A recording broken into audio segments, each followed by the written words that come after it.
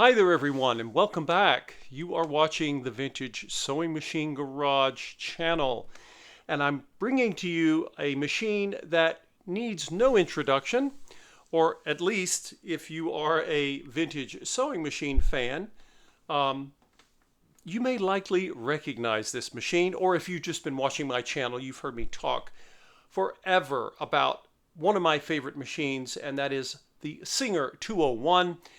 This is a machine that I recently got on an auction. I made a bid. It was not close by. I had to travel about an hour and a half one way, and I think I gave close to about $100 for it. I don't, normally that sounds kind of high for a machine that I'm going to restore, but Singer 201s, they are legendary for many reasons, and this machine, not only is it in gorgeous condition, so is the cabinet that it came in. It is a mahogany cabinet, I believe, and I mean it just has this gorgeous gloss. This machine, the auction where I won had the winning bid on this machine was an estate sale, and the family of the original owner was, they had an estate auction because the owner had passed away. So it was a one owner. And I've mentioned to you many times, you can't always count on getting a one owner machine, especially as time goes on. And I have had machines that had multiple owners and they were wonderful, they were cared for. But sometimes you get a one owner machine from the basically the household or the estate of the original purchaser, and they used to take care, many of the original owners took exquisite care of their machines, and I don't blame them given how much they cost. Just the table alone would, you'd want to catch your breath if if we were to put a table like this in today's dollars. But the reason I wanted to make this video, I will be making a future video soon on this machine, on its purchasing, and what all I found with it. It's gorgeous. But the reason for this video, though, has to do with a bolt. I am not kidding you. Usually, when you come across problems or issues with a machine, very often, and I've mentioned this many times, that machines that are aesthetically beautiful, they look mint, they can have problems. But very often, if you're going to see something broken, you will often see it like on the 201 that is sitting right behind this gorgeous one, and it's this one here. And if you look at this machine has seen better days. That tray is not its original case, but this machine, you can see it's covered in filth, and it also, it actually has, I don't know if you can make it out here, but there's like a little stripe where apparently the cord, the power cord for the motor of this machine, had a really bad thing happen. I believe that over time, not on this lovely machine 201 you see, but the hard luck case 201 behind it there, that machine was probably not stored in the best of places. In any event, this 201 in the back, you're seeing it from the back side of it, that machine had a motor and the cords got bad and someone wasn't paying attention, and I believe that the motor was shorted, and I may have shown this in another video already, which when I got that machine is because I bought it from someone who said it belonged to his mom, which would have been great, and he said, works as far as he knows, and of course he didn't know. And this is the one, some of you may recall, that had this. Look at this, everyone. This is not good.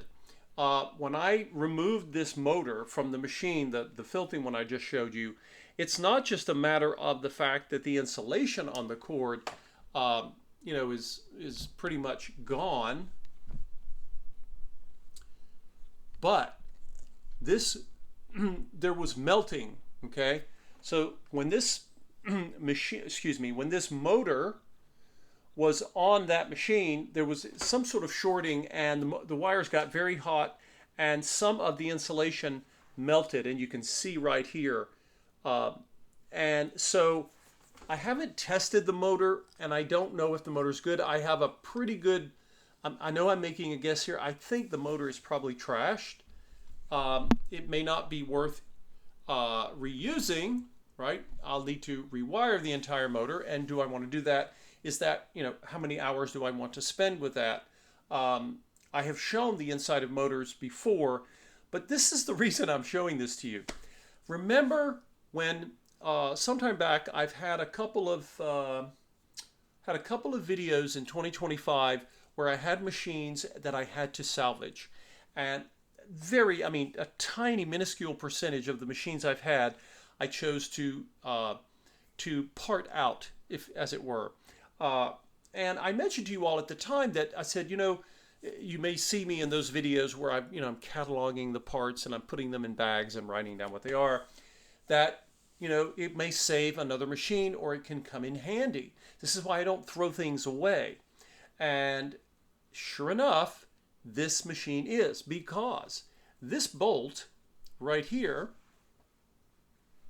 is one that I took out of the terminal. This, of course, for those of you who are not as familiar, Singer motors for generations would have this lovely 3-pin terminal that you see here. You see the 3 pins made of brass, and the plug that goes onto them. This terminal is mounted, these terminals are mounted to a bracket on which the motor itself is mounted, and they all get bolted to the machine with those big giant thick bolts with the bracket slot right here. Well, why does that matter? That matters for our lovely machine here, because when I was picking this machine up at the auction, the lovely one, I discovered that this is one of those Singers that when it was purchased, you could purchase a machine like a 201, and you could purchase it in a table if you wished. It didn't come with one, it came with a carry case, probably one of those lovely bentwood cases. But when this lady's family, when they went back in 1950-ish, right around there, when they went to buy this, they bought a table. Now, when you bought a table, you could get the table, and it would come with, a foot pedal like you see here. This, I don't know if this, we'll have to see if this foot pedal is going to survive whatever happened to that motor, because this is the foot pedal that's with the motor that had a meltdown. So normally you would buy the machine, you would purchase it in a table, and you would have, of course, your power cord, your plug, and your foot pedal. And then when you were done, you put it away. But I think I've shown this in videos in the past, in the distant past. If you were of the mindset, say, you know what, buy once, cry once, and you could have the option, and you'll see it right down here. You see that piece of steel on the right down there? That is a built-in foot pedal, right? If I put my foot over here on it, right, I can push down on it. It is connected to, that pedal is connected by a lever to a speed controller that looks like the inside of a Singer button style foot pedal. Only you don't have, it doesn't have this, right? Because you're not using your foot on this. But the mechanics of this foot pedal are housed in a box underneath this lower cabinet door here. It's not in the cabinet, but underneath. And that, I can assure you, was more money, because of course Singer would run the wire from down below all the way up, and when they did that, it is hardwired into the terminal. So when I went to pick this machine up, I won the auction, hooray, and I'm there, and I'm trying to get everything organized. It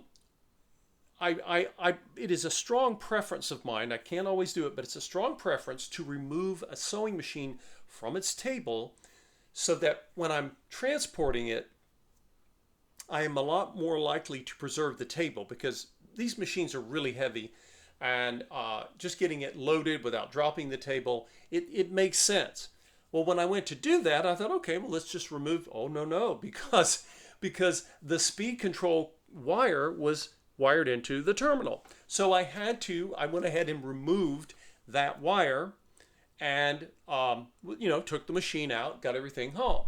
So when I was removing let's come around here and I'll show you how all of this transpired.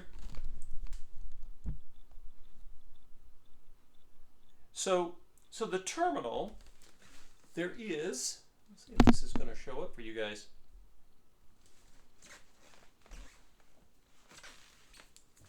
You will see, now that we have a flashlight on here, right here, and it's shaped like the terminal, there's a threaded hole and there's a bolt.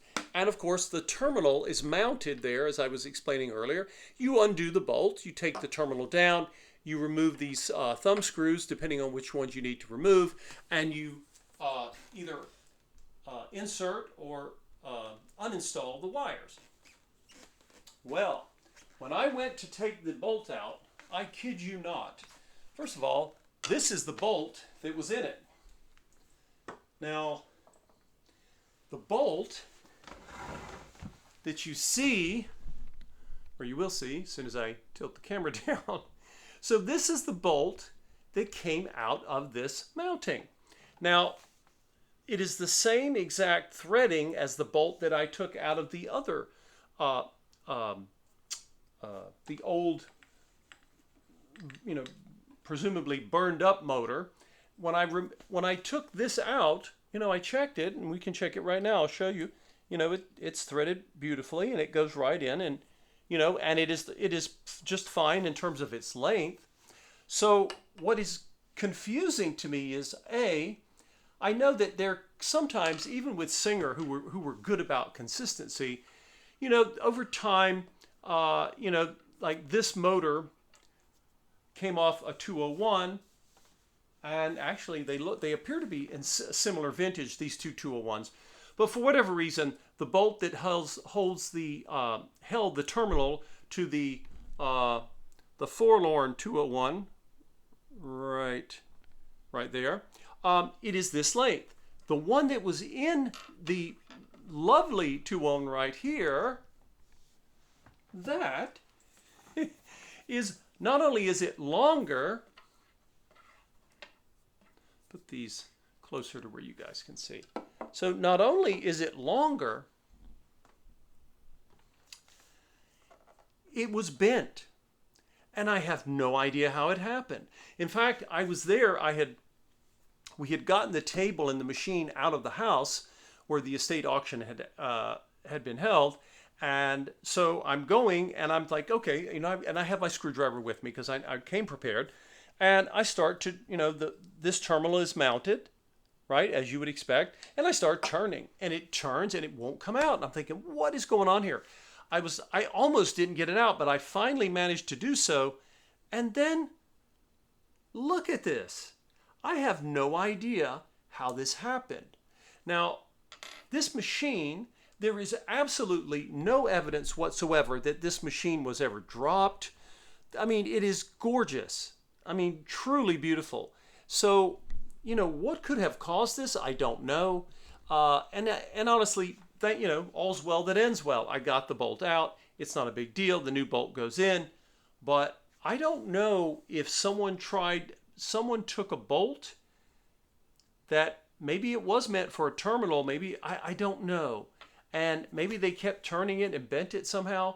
It is one of those weird things that can happen to you sometimes when you are overhauling a sewing machine from long ago.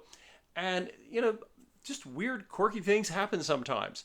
But that did not, thankfully, it did not, because I knew if I was ever going to take the machine out of the table, I was going to have to get this bolt out.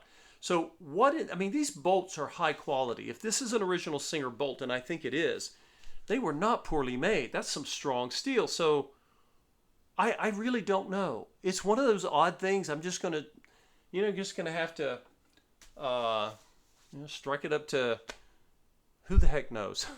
All I know is I have a bolt that is going to take its place. And why do I have that bolt? Because I chose to salvage a motor from another machine. So again, sometimes you folks may see me and you see me, breaking an old machine down or saving things for salvage, but I wanted you to see when I actually use them. And so the motor on this lovely 201 is in fantastic shape. It's going to be, the commutator is going to be clean, and new grease is going to be applied and so forth. But it is nothing like the wiring on this new one is gorgeous, very very in fantastic shape. And this one, well, it just it had a meltdown. But what am I going to do, and why did I save this motor? There are so many different parts that I can use. Not only can I use this bolt I showed you, look what I've got here. I've got 3 thumb screws or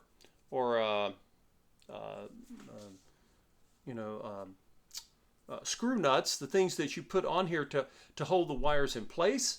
I've got a pulley. I've got grease ports. I've got a bracket. I've got all kinds of things that I can use from this motor.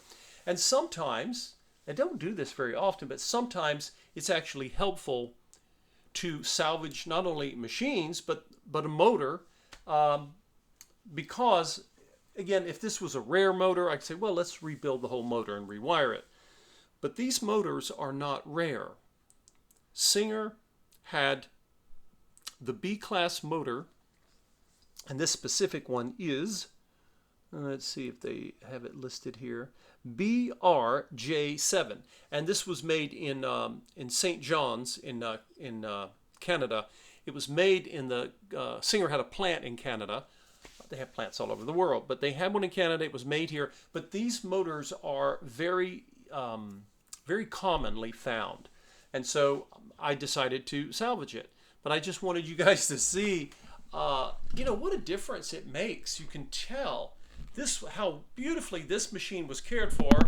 And then the sad, the sad version over here, I don't know what happened to it. Now, this dirty, filthy 201, I believe, is definitely salvageable. You better believe I'm going to restore that one too. It's going to take more work, more effort, mostly for the aesthetics. I'm going to be cleaning it off and getting another motor for it. So there you go, guys. The value of salvage. And this is great if you are just getting into the hobby of restoring vintage sewing machines, or maybe you just have a machine. You may be looking for someone who might have a salvage part. And I have shared in my videos on where I purchase parts for machines. And there are a lot of sellers, I shouldn't say a lot, there are select sellers on eBay that I like to use. And they do just this. They take sewing machines that aren't running, they disassemble them, and they sell the parts, because that helps people like me keep all these other machines going. And anyway, this, like I said, in 12 years plus of doing this, 10 years of having the channel, it's not often that something as strange and bizarre as this bolt situation happens.